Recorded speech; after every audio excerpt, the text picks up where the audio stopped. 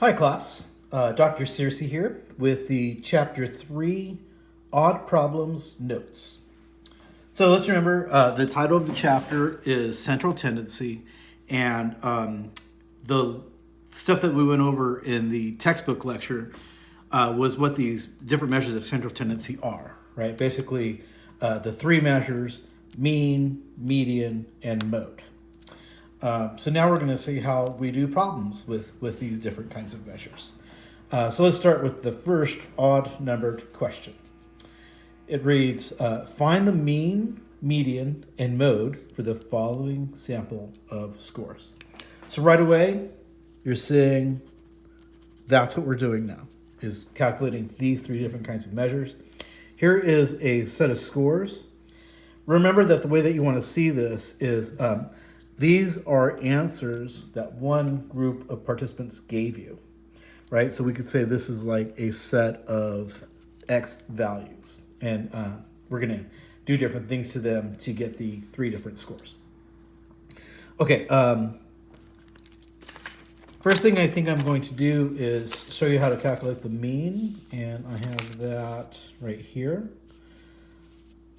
So to start with, I took the scores and I stacked them up in this vertical stack. It's just easier for me to add stuff this way.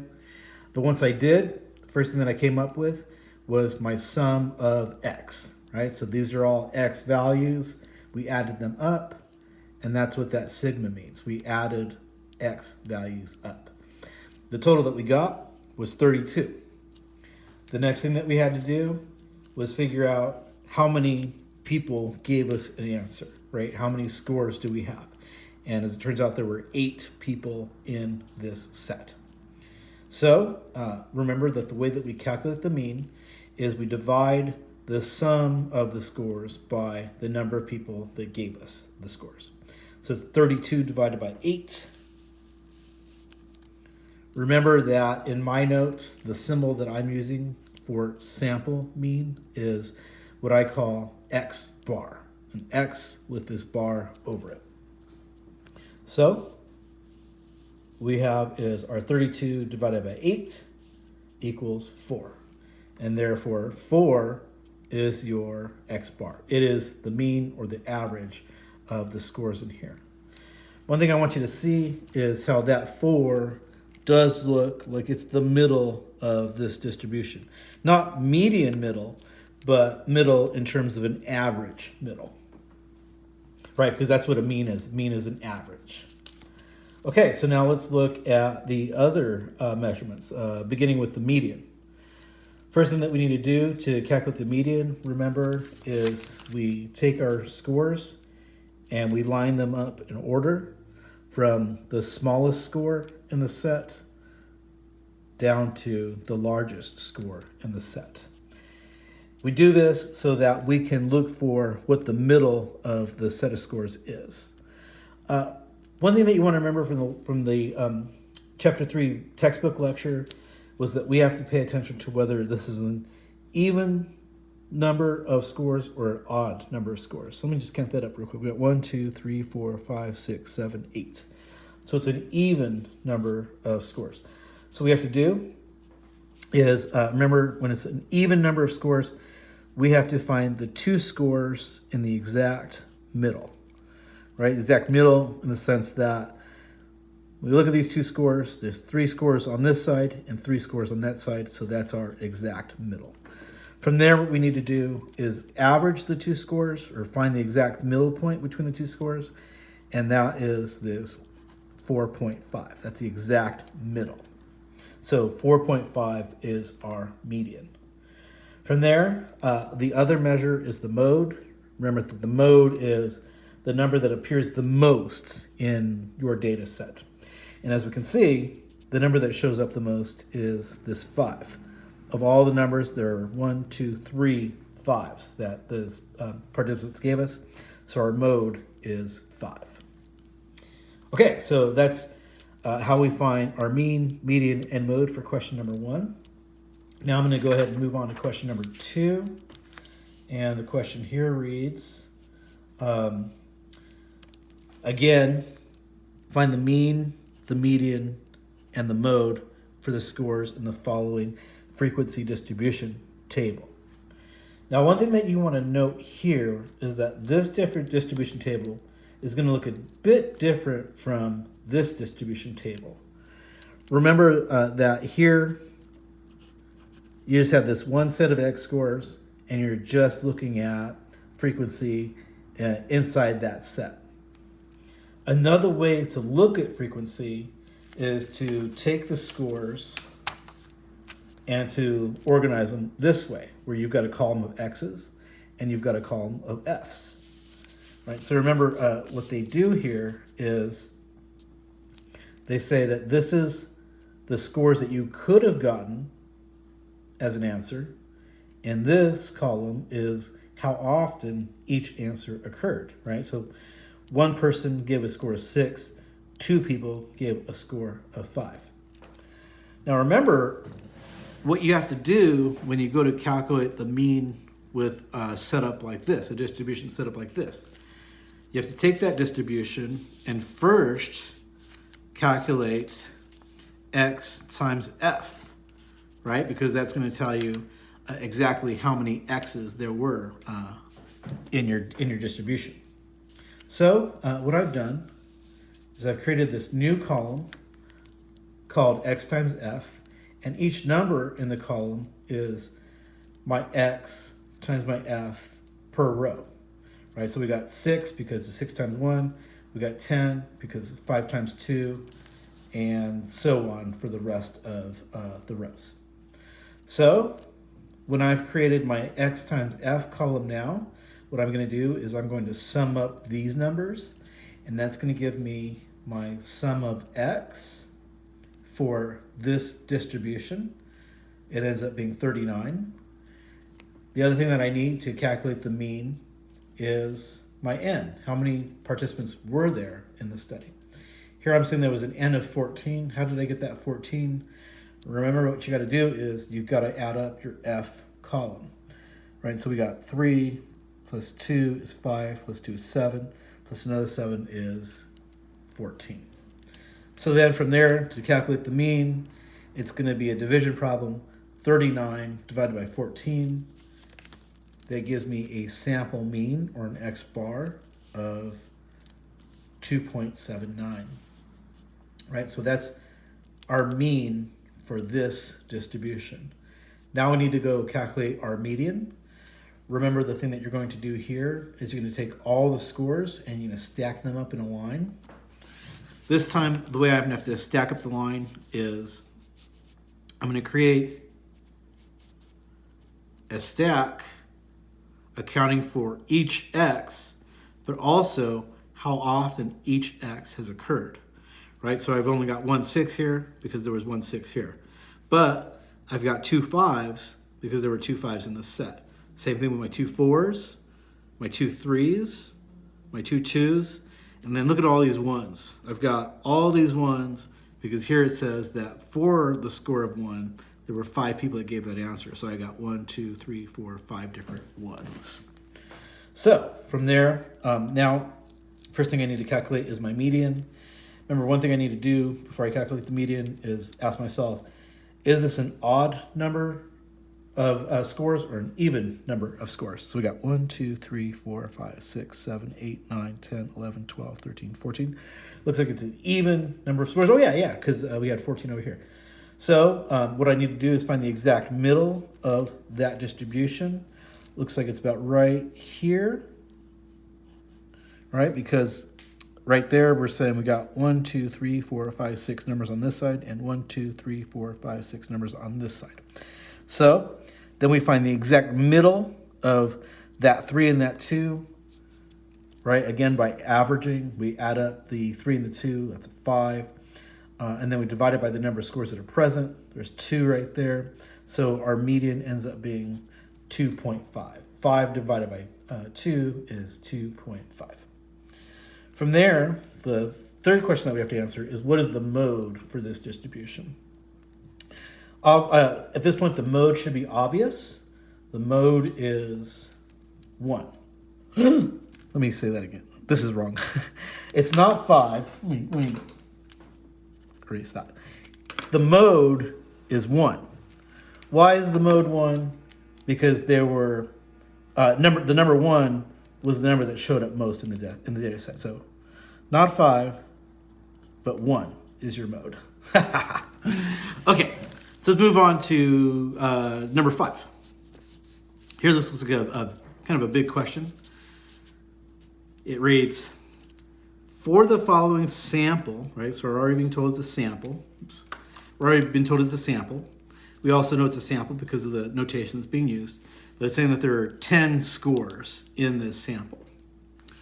What they want us to do is A, assume that the scores are measurements of a discrete variable, and then find the median from there. Remember, discrete was when you have a data set and you only have whole numbers inside of that data set. Discrete variables do not allow for fractions. You can't have like a 0.5. You can't have fractions or decimal values. You can't have like a fifth, and you can't have like a 0.5. Can only have whole numbers if you're dealing with discrete variables. So in that case, this is the data set here that they're referring to. What I've done is I've said, okay, obviously the discrete median is right here, right? Because we've got the exact middle right here. We got 4 scores on this side, 4 scores on that side. Here are the 2 scores in the middle. Remember, this is how we find the median when we have an even number of scores. So the discrete median here is going to be 5 because it's got to be a whole number. Now, the second question is asking, now assume that these numbers are continuous. With continuous, we say that we can work with parts of a number, right? So here we can work with decimals or fractions. Now, honestly, the answer that the book gave for question B was they said that the continuous median was 4.83. Honestly, I have no idea how the book got that number. And so I'm not going to try and explain how they got that 4.83. Let me just say that this is the answer that the book offers. And from there, I'm going to say that it's not important that you know how they got the answer because you're not really going to need this later. The one thing that you want to walk away from with this question is just understanding how to get a median, and then also understanding what a discrete variable is versus what a continuous variable is, right? So discrete, only whole numbers. Continuous, you can use whole numbers, decimals, or fractions. That's the important thing there. Okay, so let's go ahead and move on to the next question. And that is question number 7. Here the question reads, a sample of n equals 8 scores has a mean of 12. What is the value of the sum of x for this sample? Now at this point, I want to remind you of something that I said about the notation here. First, they're using the word sample, and then they're using lowercase n. That makes sense. Lowercase n does represent the number of people in a sample, and so that's what 8 is here. There were 8 people in this sample. But the other thing I want to remind you of is what they mean by this M. This capital M is the book's notation for the mean. Okay. Remember what I said in the chapter 3 textbook lecture, though, is that whereas the book is using this capital M to represent the mean, the sample mean. Let's make sure you're seeing that, right? So the M represents sample mean. Remember that whereas the book's symbol is the capital M, Dr. Searcy's symbol is X bar. Right? Remember I explained that I'm using X bar instead of M because sometimes when I write, things can get confusing. If I write M, it may look like that symbol. And remember, that symbol is mu, and it represents the population mean. So as not to confuse you, I'm not going to write capital M. for sample mean. Instead, I'm going to write X bar for sample mean. Okay, so we have to answer the question though. For this sample of eight scores that has a mean of 12, they want to know what is the value of the sum of X for this sample. So to start with, first let's make sure that we understand what the equation would be here. The equation would look like this, right? Just like the generic equation, we're using symbols to represent the numbers. Remember, this is X bar, or sample mean. The way that we get sample mean is we find the sum of X for a set of data, and we divide it by the number of participants in the sample. So, in the problem, they're giving us N, and they're also giving us X bar. N is 8, X bar is 12. And so what they're asking is, since we gave you this number and this number, use algebra to figure out what this number is. And that's what we'll do here. So I've got, using the format of the equation, I'm going to punch in the numbers that we have, and it ends up being 8 is N, 12 is our sample mean. So we're going to solve for that sum of X. The way that we would do it is we basically take this 8 and move it to the right side of the equation instead of the left side of the equation, or I'm sorry, the equal sign, instead of the left side of the equal sign. The way that we're going to move that 8 is by using simple algebra, where we multiply it out, right? In the original equation, the 8 is part of a division problem. In algebra, what we have to do to move the 8 out of there is we have to use the opposite procedure. So we are going to, instead of dividing this, we are going to multiply the 8 out. When we do, the 8 ends up canceling on this side, leaving just the X bar, or I'm sorry, the sum of X by itself. But then when we do that, we also have to do what we did on this side on the other side, right? So I multiplied the 8 on this side. I have to multiply the 8 on this side as well. When we do, what we discover is sum of X equals 96, right? And that 96 is the answer from 12 times 8. Okay, so the purpose of this question is first to see that this is the equation that you use to calculate sample mean. The other purpose is how to use algebra to get a value that is unknown. Okay, so moving on to question number 9. Here they're saying one sample of n equal 12 scores has a mean of 7. And a second sample of n equals 8 scores has a mean of 12. If the two samples are combined, what is the mean for the combined sample? Okay. So one thing that you want to understand here is they're saying we have two different samples here. Maybe a way that we could write it is this way. We've got a sample here, and we've got a sample here. I'm referring to each sample as a group, but group, sample are synonymous terms. Both are referring to this idea that you pulled some people out of a population and you've measured them in some way. So what they're saying for group 1 is you had this mean of 7 and this n of 12. For group 2, you had this mean of 12 and a sample size of 8. From there, what they're saying is, let's combine these two samples. And after we've combined them, we're going to find what is the mean for that combined sample. Okay, so how do you do that? How do you combine the two groups, and how do you find the mean once you've combined them? Well, here is the formula for doing this.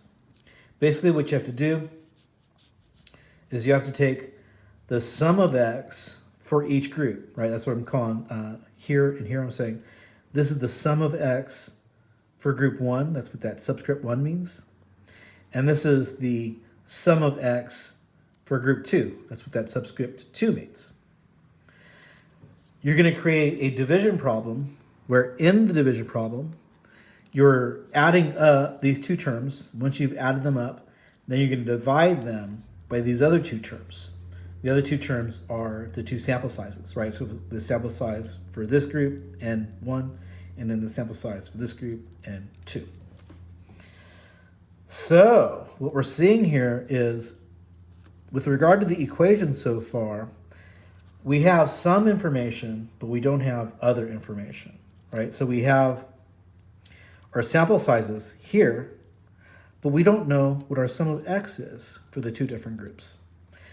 So what we have to do is figure out, well, what's the sum of x for group 1 and what is the sum of x for group 2? The way that we're going to do that is come down here, right? We're going to basically do here what we had just done up here in problem number 7. For group 1, I'm going to use my sample mean and my sample size to figure out what my sum of x is. Remember, the way that we're going to do it is we're going to multiply the two, right? So I'm going to multiply my sample mean by my number of scores, and that gives me 84. 7 times 12 is 84. So now I have my sum of x1. Then we're going to do the same thing for group 2. I'm going to multiply my x bar by my n. In this case, it ends up being 12 times 8. Once I've done that, I get an answer of 96. So now I've just figured out my two sum of x's. And so I can go ahead and enter those numbers into my equation for the combined overall mean. And this is what it's going to look like. I've got my sum of x1 here, my sum of x2 here, right? So the 84 plus the 96. And then in the bottom part of my division problem, I've got my two n's. I've got my n for group 1 and my n for group 2. Before I do the division problem, I need to add the two rows of numbers up, right? So 84 plus 96 equals 180. 12 plus 8 equals 20. Now that I've added the numbers up, I can go ahead and do the division problem, and I end up getting an answer of 9. Right? So what we're saying here is that 9 is now my combined overall mean once I've combined group 1 and group 2 to each other. Okay, so moving on to number 11. Let's just start out with the first part of the question. So here it says, one sample has a mean of 5 and a second sample has a mean of 10. The two samples are combined into a single set of scores, right? So we're combining again. So we're going to need to remember the formula for combining. From here, let's see what they want us to do. Question A is saying, what is the mean for the combined set if both of the original samples has an n of 5? Well, we've got the solution to that problem right here. Right, so here we've got our first sample, and here we've got our second sample. Right, so it says one sample has a mean of 5, that's that mean right there, and a second sample has a mean of 10, that's that mean right there. Remember, we're using x bars to represent that. For question A, they're saying both groups have an n of 5. So I've got a 5 there, and I've got a 5 there. We're going to pop those numbers into our equation, and so it becomes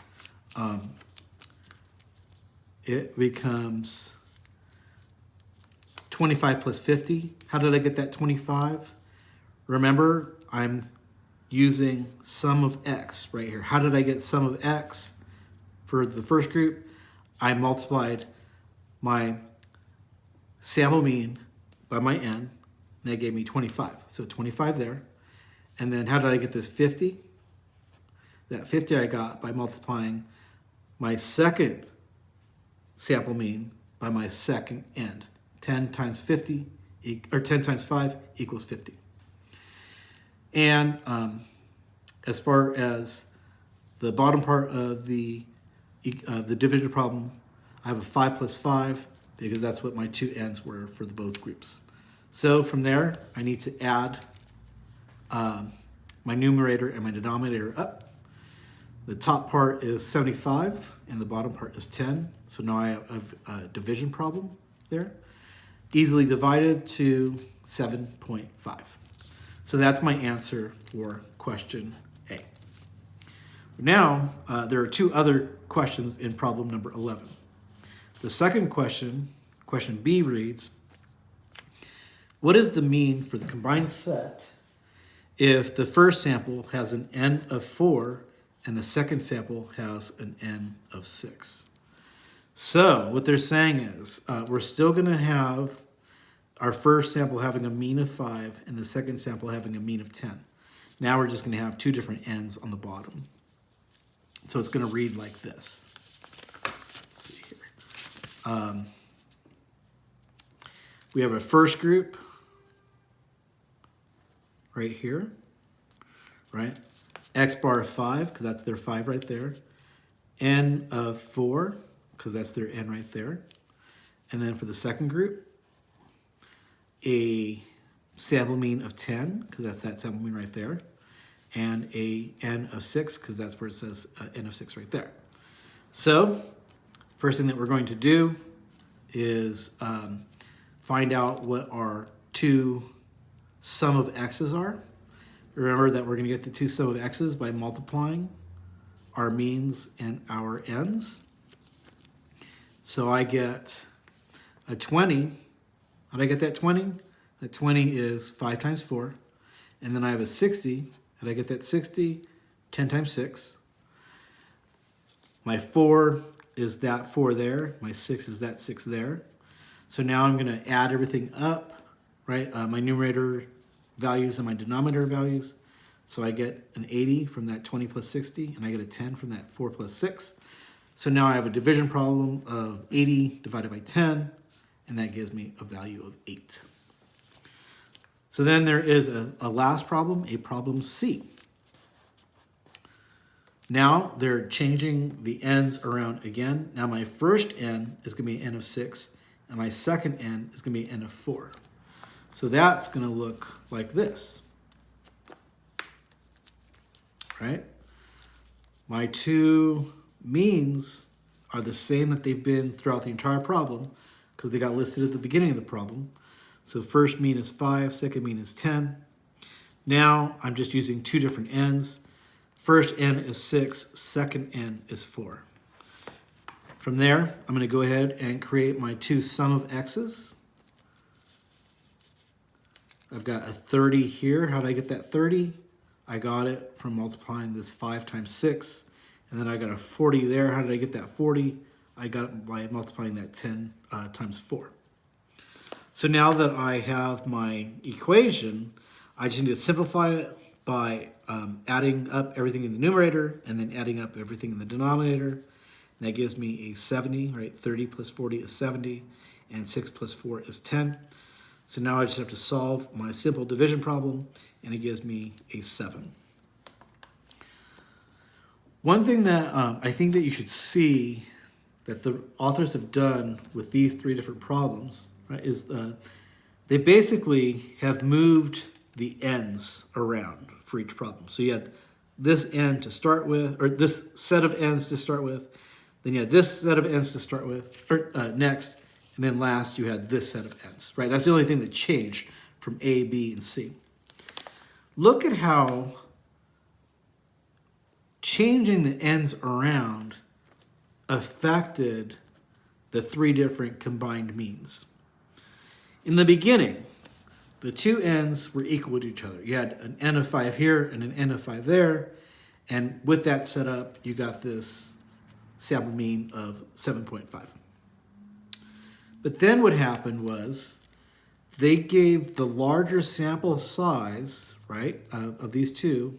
The 6 is the larger sample size. they gave that larger sample size to the number that had the larger sample mean.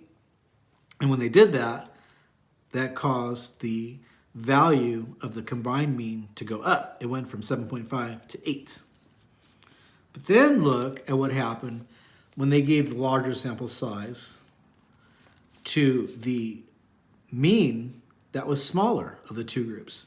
Right? So now you have the larger sample size here, but it's now attached to the mean that's smaller given the two groups. When that happened, it reduced the combined overall mean.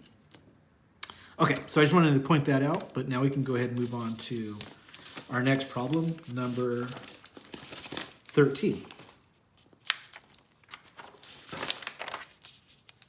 So here the question reads, again, we're dealing with a sample, and they're telling us what the sample size is. It's 7. They even tell us what the mean is. It's got a mean of 16. But what happens is, after you've collected all the scores and you calculated a mean, they say, but one of the scores in the sample got changed. It was changed from an x of 6 to an x of 20. Now remember, what this means is you had some x table with a bunch of numbers in it, maybe like a 1, maybe like a 5, maybe like a 7. And originally, you had a 6 inside of there. But they're saying that what we did was we took that 6 and changed it so there's no longer a 6, and they turned it into a 20. Now the question they're asking is, once they made that change, what did that do to the sample mean? How did it change the overall sample mean? Right? Originally, when x equals 6, your sample mean was 16, but they changed that 6 to a 20. They're thinking now that that's going to change the sample mean as well. Okay, so how do we go about figuring out what is the new sample mean? Well, first thing that we do is we remember that this is the formula that we're working with. Sum of x divided by n equals your sample mean. From there, let's look at what was going on originally. Right, so originally you had an n of 7 and you had a mean of 16, but that was the only information they gave you. You didn't know what your sum of x was. So first thing that we want to do to answer this question is we want to figure out, well, what was that sum of x? Remember, the way that we do it is we use that algebra, right? We're moving that 7 out of here, and the way that we're moving it is we're multiplying it.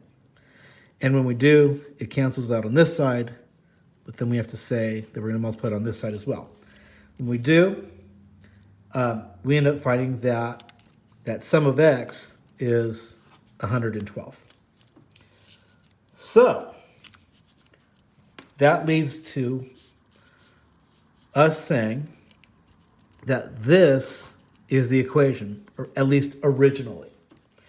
When you had an n of 7 and you had an a mean of 16, your sum of x was 112, right? So that equation is that equation. So now they've made the change. The change was that one of the x's went from a 6 to a 20. When that happens, the thing that you want to see is what it affected. It basically ended up affecting that sum of x. First, think about the difference between this 6 and this 20. There is a difference of 14, right? Yeah, okay. A difference of 14. So what we need to do now is we need to say that when that one x value went from a 6 to a 20, we added 14 points to the sum of x. And so we're going to do that here. We're going to say now sum of x over n is going to be 126 over 7. Okay? This is now the new sum of x over 7. How are we getting that 126? The way that we're getting it is we're adding those 14 points that this change from 6 to 20 gave us. Now at this point, we see that we have a division problem here, and we are having to figure out a new mean. So we're saying that when our sum of x changed from 112 to 126,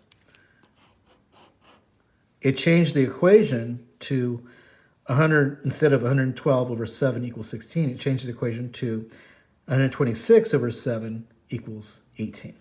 So 18 is the new x.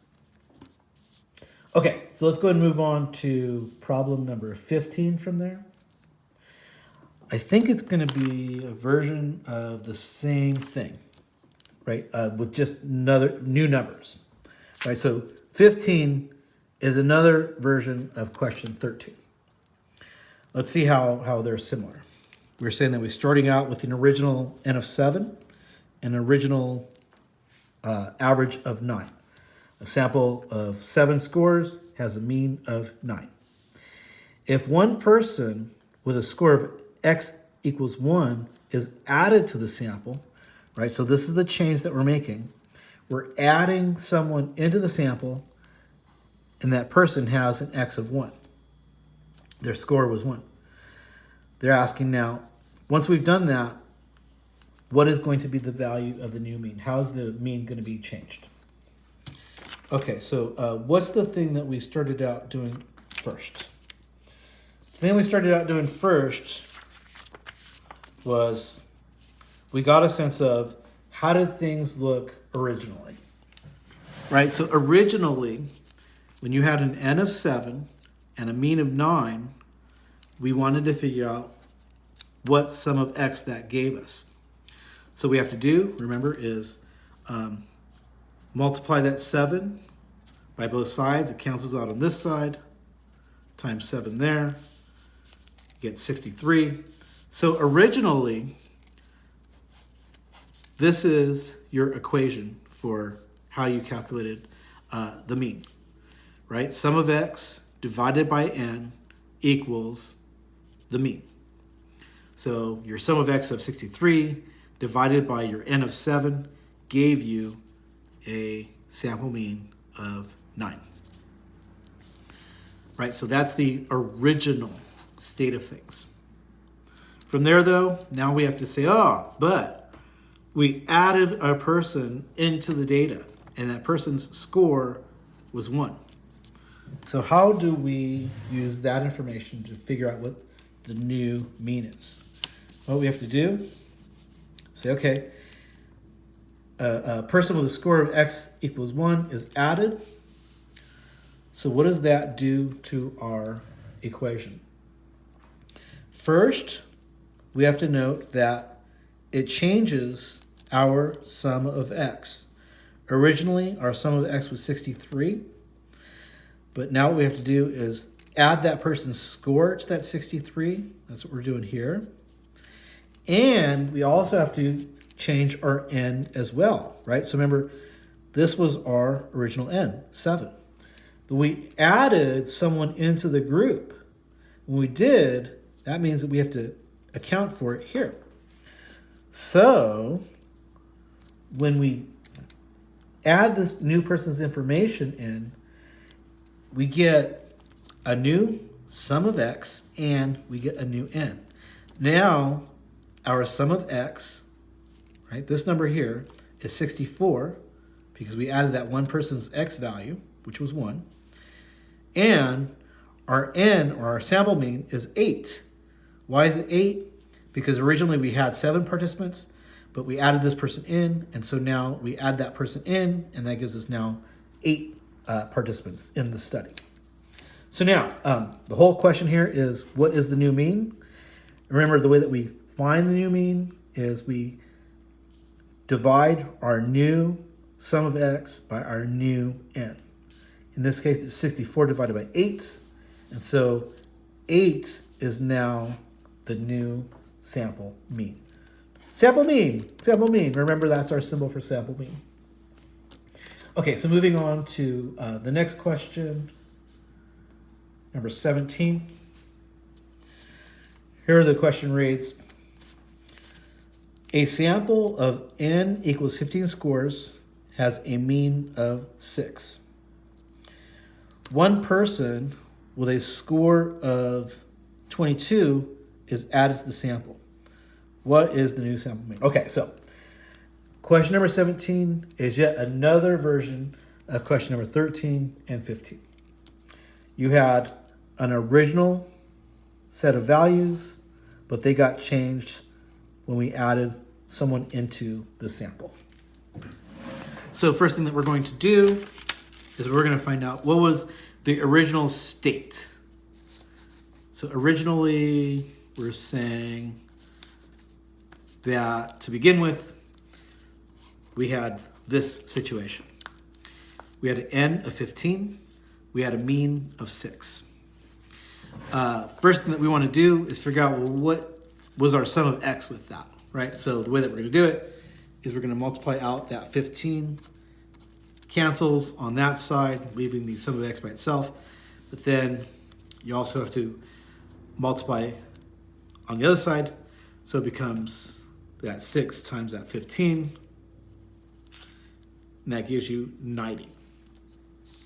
So here is the original state of affairs. When you had an n of 15 and a mean of 6, your sum of x was 90. Now that we know what the original state of affairs was, we need to see how is that sample mean changed after adding that one score with that person who had a score of 22. So that we're going to do that, so we're going to say, okay, what we're doing is we're adding in someone who had an x of 22. We need to do 2 addition problems again. We need to add that person's 22 to our original sum of x, and we need to add that 1 to our original sample size of 15. When we do that, we see that now the new sum of x is 112, and the new n is 16. From there, we can use our new numbers to figure out what our new mean is, right? So now we're saying our new mean is 7. So 7 is the new mean, and that's it. Okay, so now I'm going to go ahead and move on to problem 19. Here we're saying we have a sample of 7 scores with a mean of 5. After one new score is added to the sample, right? So we're adding in a new score again. The information they're giving us is then that's going to change the mean to 6, right? So this is a same question as 13, 15, and 17. Just so you're giving us different information this time. Now the information that they're giving us is they're telling us what the new mean is. Before we had to figure out the new mean. Okay, so they're asking, what is the value of the new score? Now they want to know what is the score that got added in. What was the value of the new x? Okay, how how are we going to do this? The way that we're going to do it, we're going to start out by thinking about what was going on with the original set of data. Right, so originally we had that n of 7 with the mean of 5. We want to figure out, okay, well, what was sum of x? The way that we're going to do that is we're going to multiply that 7 out of there. We're going to multiply that 7 on the other side. And that gives us this 35. So we're saying that this is the original equation, right? Just write the generic form again. The equation is sum of x divided by n equals your mean, right? So our original sum of x was 35, our original n was 7, and our original sample mean was 5. How do we get that 5? We divided the 35 by the 7. So now what we have to do is account for what happened after the change. Now they're saying after the change, a new score was added. And when that new score was added, you had this new mean of 6. So this is the new state here, the new way things are organized. I have an 8 where there was a 7. How did this get to be an 8? We added a new score. When you add a new score, you add someone to your n. Before we had a sample size of 7 people in the group. Now, after adding that score in, we have 8 people in the group. When those 8 people got in, it changed the mean to 6. So when we go about doing this, the thing that we want to figure out first is what was the new mean, the new sum of x after this change. Going to figure this out exactly the same way that we did before. We're going to multiply the 8 out of there, and we are going to multiply it on the other side as well. Gives us a new mean of 48. Right, so now this is the new equation. A new sum of x of 48 over a new n of 8, giving us a new sample mean of 6. Now remember what the question here is, what is the value of the new score? So we still need to contend with, but what was the value of the x that got added into the group? The authors are offering a hint for how to figure this out. They're saying compare the values for sum of x before and after the score was added, right? So this was the score for sum of x before the score was added, and this was the value for the sum of x after the score was added. Right? So we have this question, but what was the new x? What was the new x? Well, the way that we figured that out is we simply subtract the 35 from the 48, right? Because what we've been doing every time we added a new score was we were adding it to the total. Now we're working in reverse. We're subtracting it from the total. So we get a value of 13. What that means is the new x that got added in, right? What was the value of the new x? The new x that got added in was 13. Okay, so that's everything for problem number 19. Let's go ahead and move on to number 21. For 21, we're saying we have a sample of n equals 9, and that gave us an average of 13. After one score is added to the sample, right? So again, we're changing things. We're going to add a score to the sample. The mean is found to be 12. What is the value of the score that was added? So basically, number 21 is a re-asking of number 19. So what did we do first? First, we went and figured out what was the original state of the affairs.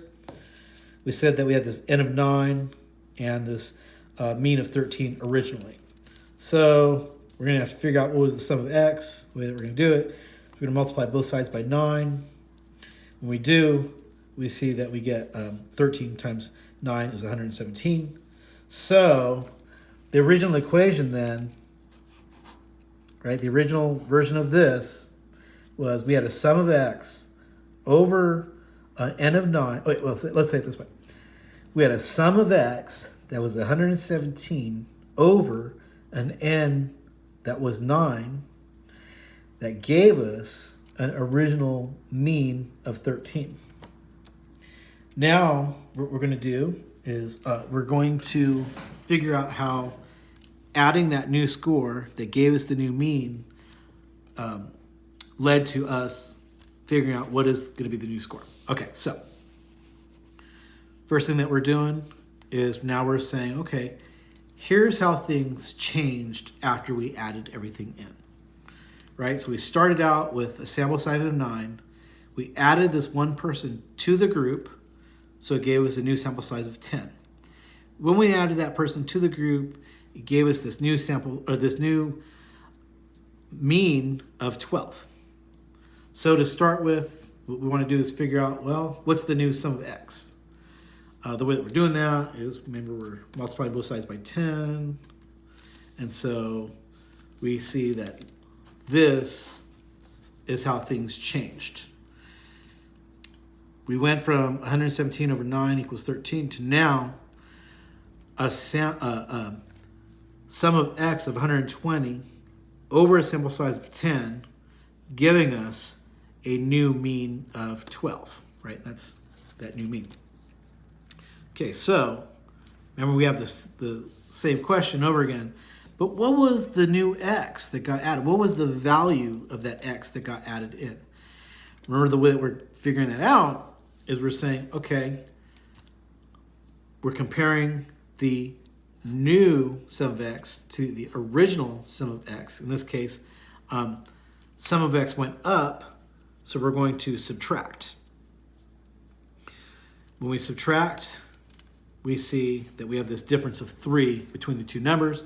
So what that means is the new x that we added in had to be a value of 3. Okay. Let's move on to the last question. Number 23. Here we're seeing a researcher conducts a study comparing 2 different treatments with a sample of n equals 16 participants in each treatment. The study produced the following data. Okay, so we're saying that we've got a treatment 1, and these were the scores for the participants in that treatment. And then we have a treatment 2. Here are the scores for the second group. Now, I kind of want to explain what's going on here, right? So this could be a situation where a researcher conducted an experiment. Remember that when we talked about experiments, I think in chapter 1, we said that there could be 2 different groups in the experiment, like the group that gets exposed to the independent variable and the group that isn't exposed to the independent variable, right? We said that the group that gets exposed is referred to as the experimental group. The group that doesn't get exposed is referred to as the control group. Right, so for example, I think originally I said you can have an experiment where you take a group of participants who are all depressed, right? So this group is a group of people who are depressed, it's 16 of them, and then treatment 2 is another group of participants who are also depressed. The experimental group gets some new medication, right? So we'll say a new med for the experimental group. Maybe it's like some kind of new kind of antidepressant that just got invented and the researchers want to test how effective it is. So they're going to give the new medication to everybody in treatment 1 because they're the experimental group. But for the control group, they're not going to get the new med. Maybe they'll just stay on the original medication that they were getting in the first place. Right, so new med to experimental group, no new medication to the control group. And what we're looking at is how were the groups affected? Okay, so We have 3 different questions here that we need to answer. The first question is, for each treatment, what was each group's mean? And then they're asking, based on the 2 means, which treatment produced the higher scores?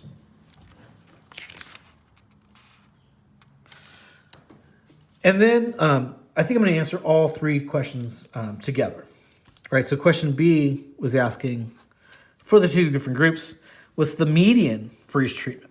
And then based on the medians, which group produced the higher scores?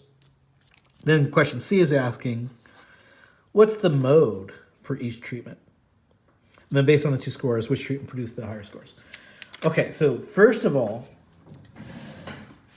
when I went to go do these problems, I wanted to rewrite the scores in that order from smallest to biggest.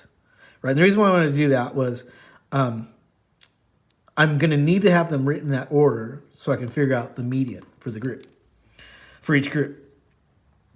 But I can also use that information to help me figure out what the mean is and what the mode is.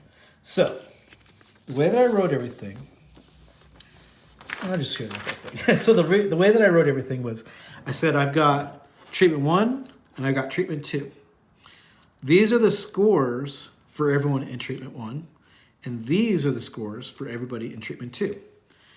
Notice that originally all the scores are just kind of mixed up, right? Just however you got the scores, they're given, and there's no order to them.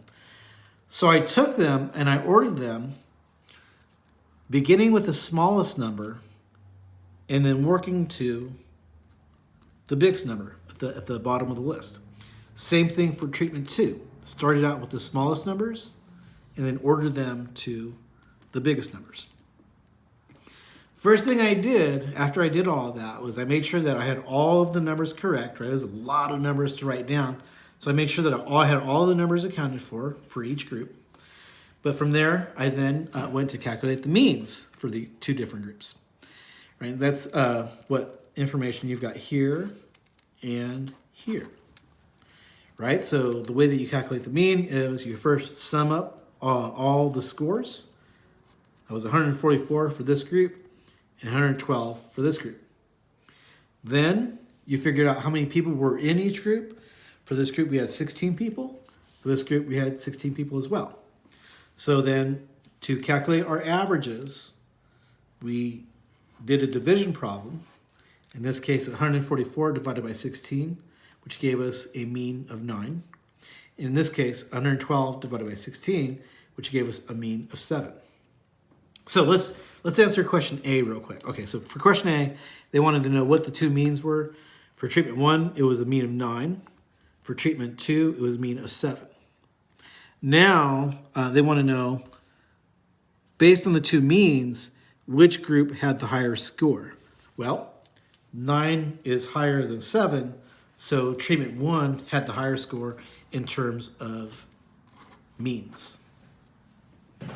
But then, the next thing that we had to do was find out what are the medians for the 2 groups, right? So remember, the median is the exact middle. We had an even number of scores, and remember what you have to do when you have an even number of scores is you have to find the 2 scores that are in the exact middle. That's the 6 and the 7 here. How am I figuring that? Because above that you had 1, 2, 3, 4, 5, 6, 7 scores, and below it you had 1, 2, 3, 4, 5, 6, 7 scores, right? So 7 scores on this side and 7 scores on this side means that this is the exact middle. Remember that what you have to do is you have to find the exact middle of the 2 scores, and you can do that by averaging those 2 numbers. 6 plus 7 is 13. 13 divided by 2 gives us 6.5. Same thing for the treatment 2. I said that the exact 2 scores in the middle were this 7 and this 8. Why is that the case? Because above that 7, you got 1, 2, 3, 4, 5, 6, 7 scores. And below that, you got 1, 2, 3, 4, 5, 6, 7 scores. So Because we're dealing with even numbers, again, you've got to find the exact middle of those two middle scores. We do that by averaging. So 7 plus 8 is 15, divided by 2 gives you 7.5. So that's our answer for question B. Median of 6.5 here and a median of 7.5 there. Interestingly, whereas here you had the higher average with treatment 1, when we talk about medians, treatment 2 has the higher median, right? So kind of confuses things. But then the last thing that we had to figure out was what was the mode for the two different groups, right? The mode is what was the number that showed up the most. And what it looks like is that for both groups, the mode was 6, because 6 is the number that showed up the most for both groups. Oh, I'm just realizing, there's one more problem after this, right? So here we've got problem number 23. We've calculated the two means, we've calculated the two medians, and we've also seen what the two modes are. Now I do have to move on to problem number 25, and I'll do this as quickly as possible.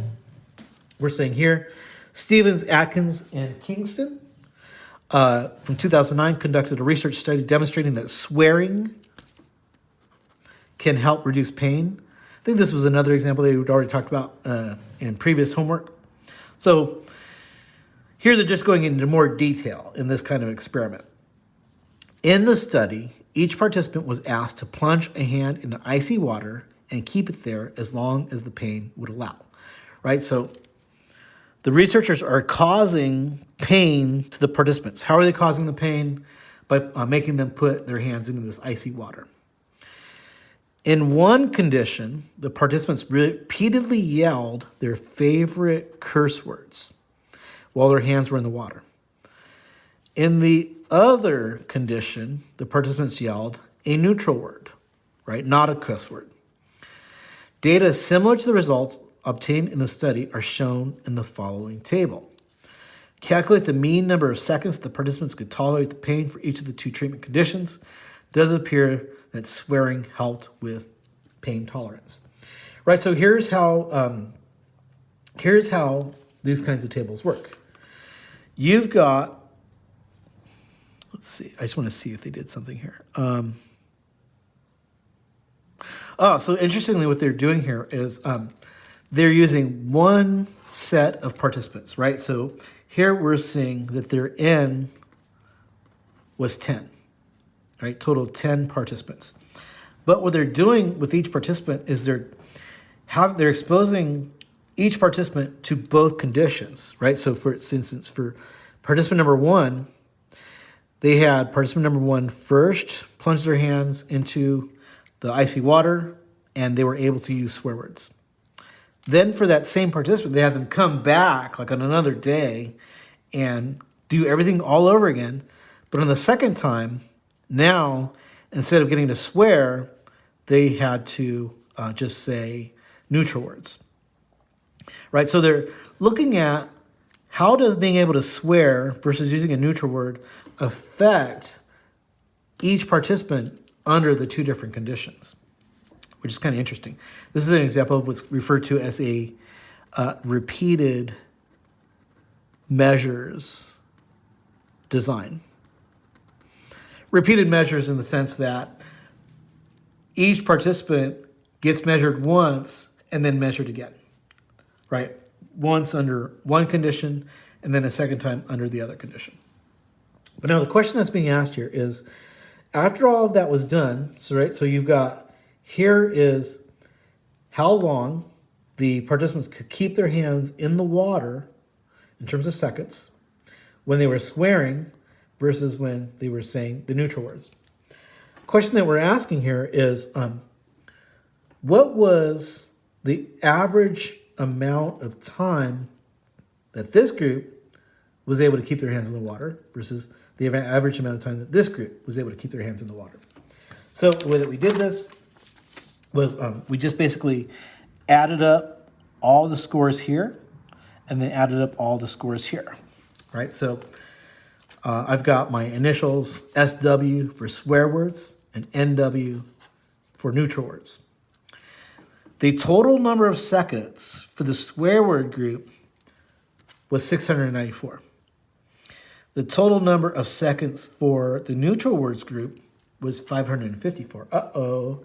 Just this is telling us what the result was. But what we have to do is we have to find out the average amount of time. So the way that we're going to do that is, remember, it's a division problem. Sum of x divided by n for this group, and then sum of x divided by n for this group. When we do that, we see that the average amount of time being able to keep my hands in the water when I was swearing was 69.4 seconds. The average amount of time that I was able to keep my hands in the water when not swearing was 55.4 seconds. So, what does this mean? What does that mean? It means that swearing does appear to help, right? You can withstand pain longer when you're swearing than when you're not swearing. I wonder if that's like life advice. Okay, thank you very much for your time. I look forward to seeing you in the next lecture, in the next video lecture.